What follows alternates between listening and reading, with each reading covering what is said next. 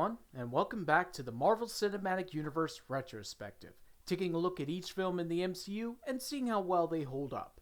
Last time, we saw the start of Phase 2 and the last standalone outing for Tony Stark with Iron Man, a fun, if somewhat misguided adventure.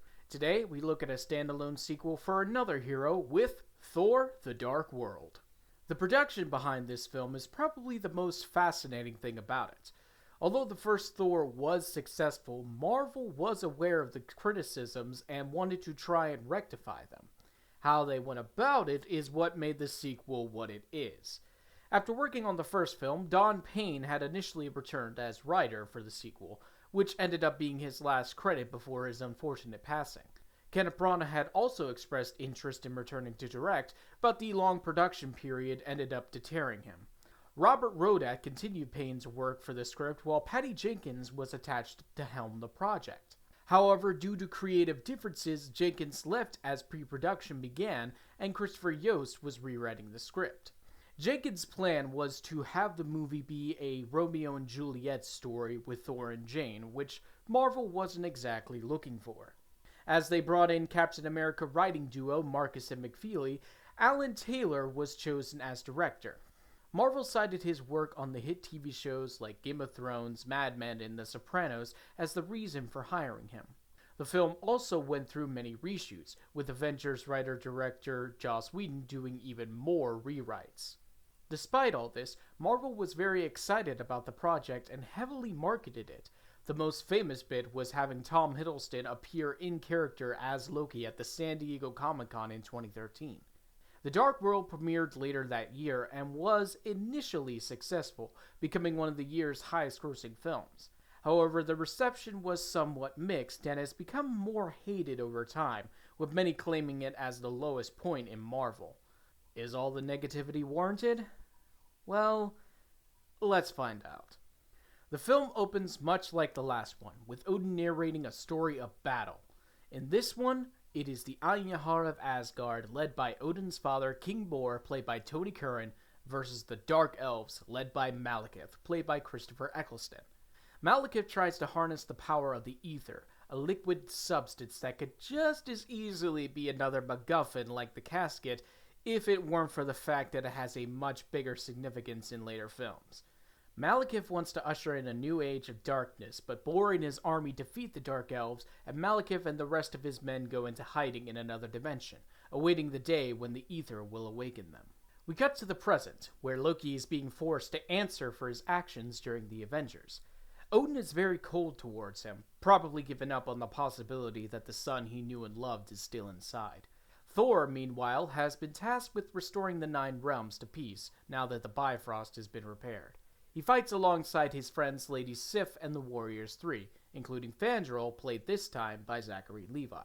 Josh Dallas was unavailable for filming, so Levi was brought in as a replacement. Interestingly enough, Levi was originally up for the part in the first Thor film before dropping out. Thor dispatches the enemies rather quickly, and the gang head home to celebrate. Odin congratulates Thor on his victory, but his son's mind is still with Jane on Earth. It's here the film kind of hints at a possible romance between Thor and Sif, with Odin sizing them up and the two sharing a personal moment. It's unclear why they went this direction, especially because it's never resolved or was even foreshadowed in the first film. I'm not opposed to the idea. I think the two could work as a couple, but it feels like this was one of many subplots in the movie that went nowhere. Hopefully they'll address it in Love and Thunder. Anyway, speaking of Jane, we catch up with her on Earth, and she's on a date, with Chris O'Dowd no less. However, Darcy butts in and shows Jane some strange readings on their equipment. They find an abandoned warehouse that apparently has a glitch in the Matrix. I'm serious, this moment reminds me of that segment from the Animatrix. Oh, and Darcy has her own intern now. The intern has an intern. Can you tell this was written by 6 people? Jane follows the reading and gets sucked into the Dark Elves' home world, Svalbardheim, or the Dark Realm. The Dark Realm is quite possibly the most generic and boring place in the MCU. A world of black dirt with a dark sky. At least with Jotunheim, the bleak cold served as a contrast to the colorful and vibrant Asgard. This looks like the storyboard artist threw up on the canvas and called it a day. On the world of Puke, Jane stumbles across the ether, which merges with her, obstructing her from Heimdall's eyes. She later returns to Earth, having been gone for several hours. Thor, worried about her disappearance, goes down to check on her. The two reunite, and Jane asks the obvious question of where the hell he was. Thor explains the battles he had to fight, and Jane accepts it a little too easily. I mean, he could have at least sent her a message saying he was okay. Anyway, the ether starts acting up inside Jane, so Thor takes her to Asgard to see what it is. Odin is upset that a human was brought to Asgard without his permission, but is stunned to find the ether within her. He tells Thor and Jane about the Dark Elves and the Convergence, an event that happens every 5,000 years where all 9 realms collide, causing the anomalies seen previously. Odin still believes the elves to be extinct when they are in fact alive and well thanks to the ether as they set out to find it. Malekith's right hand, Algrim, played by Akinnuoye, you know what, I can't pronounce his last name, so I'll just put it on screen, offers himself to become Curse, some kind of creature of pure darkness that will ultimately consume him. It's never properly explained and doesn't really affect the plot. Curse goes undercover as a prisoner on Asgard, where he breaks open every cell in the dungeons to cause a distraction while the Dark Elves' ship passes through the Bifrost undetected. Every cell except for Loki, who is enjoying his role as spectator in this event. He does, however, give him directions to the throne room. Thor quells the prison riot while Frigga hides and protects Jane. The action here is a snooze. I think it's mainly because of the Dark Elves. They don't do anything that feels intimidating. The Frost Giants had a much more imposing quality compared to them. Malekith makes his way to Frigga and Jane. Frigga fights him off and uses magic to hide Jane, leading to Curse killing her. This is legitimately the best scene in the movie, no joke. Despite the hiccups in the film, the impact of her death is immediately felt with Thor's instant retaliation against Malekith, who is struck by lightning and is forced to retreat. The Viking funeral, though not entirely accurate from history, is also a nice touch. We see everybody's reaction and emotion with the event, including Loki, who takes it the hardest. And while I will say Brian Tyler's score in this film isn't the most memorable, his piece here is some of his best work, next to a score for the revamped Marvel logo. But enough emotion and characters being real people, let's have another comedic scene. In fairness, we do get to catch up with Dr. Salvage after the Avengers. Having Loki in his head wasn't the best for his sanity, so when the Convergence approached, he stripped nude at Stonehenge and terrorized Taurus.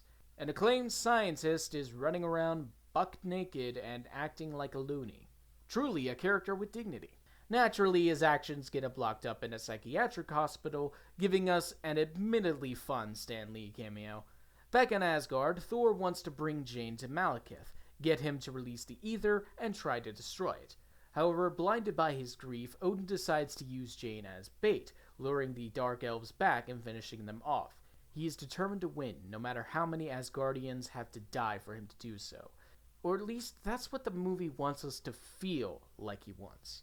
Yeah, I'll admit that while every other returning actor does fine for what they're giving, Anthony Hopkins really feels like he's phoning it in here. It's like they were on the 100th take and he was just going through the motions. Anyway, with the help of Heimdall, Sif, and the Warriors 3, Thor breaks Jane and Loki out of their prisons and has Loki take them through a secret passageway only he knows how to reach. Loki does so in exchange for vengeance for Frigga. Meanwhile, Darcy gets Selvig out and the two try to figure out where the Convergence will happen. As they make their way to Malekith, Thor and Loki hash it out about their mother's death. This is another shining moment in the film. Hemsworth and Hiddleston work so well together and do feel like brothers.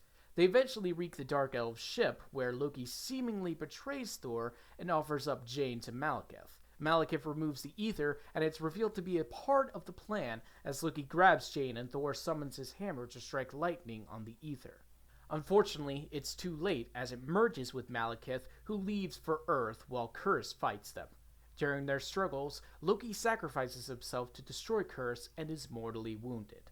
This was originally meant to be Loki's canonical death. Thor and the Avengers and this movie were labeled as the Loki trilogy for his arc. In comparison to Frigga's death, This has no emotional impact.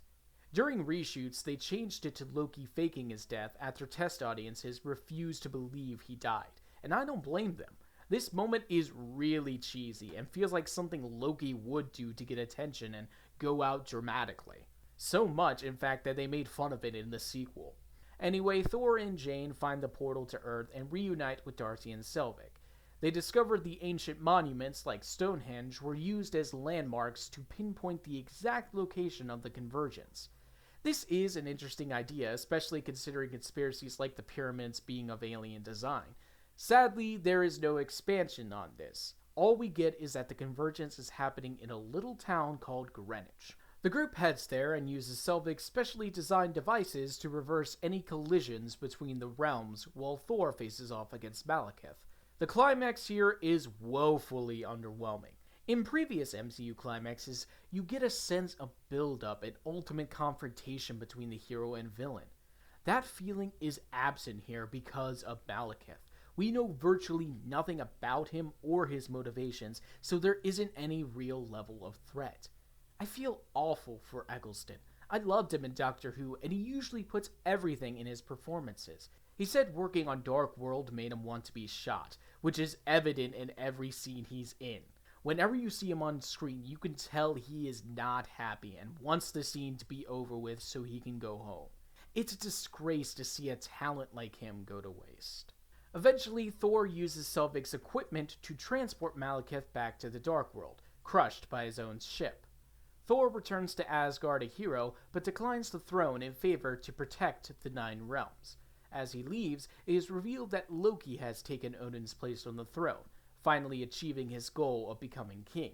The mid-credits scene shows Sif and Volstagg meeting with Taneleer Tivan the Collector, played by Benicio del Toro, and giving him the Ether, revealed to be an Infinity Stone along with the Tesseract. The three agree to keep them separate, though the Collector secretly expresses his wish to obtain the other 5. The post-credit scene shows Thor reuniting with Jane once more. The only significance is the Collector scene, since it sets up Guardians of the Galaxy and officially establishes the Infinity Stones within the MCU. But with that, we reach the end of the Dark World. When this film first came out, I thought it was okay. It wasn't good or bad, just okay. Now, I have a strong dislike for this movie. My main problem comes down to the script. It fell into the same trap The Last Airbender did, with having 90% exposition and 10% character. Beyond that, this film is so dull. I felt nothing for the majority of the events happening. I can't believe Kevin Feige signed off on this and thought it was worth putting out. This is like a third-party Marvel film, not a Marvel Studios production. However, I can't say I entirely hate it. There are a couple of good moments, and I don't think I can place the blame on one singular person. My best guess is that Marvel got a little too cocky after Avengers and didn't think about much when making the movie. In that respect, it's a good thing this movie happened. It humbled Marvel, and they learned from their mistake. Such is evident with the sequel for another hero. Join me next time when we look at Captain America the Winter Soldier and see how well Marvel's oldest hero fits in with a modern setting. Until then, if you want to keep up with all my videos, then be sure to subscribe and hit the notification bell. You can also follow me on Twitter, Instagram, Twitch, and check out my VODs on my other channel. If you enjoyed the video, feel free to leave a like and share with friends. Thanks for watching, stay safe, and I'll see you next time.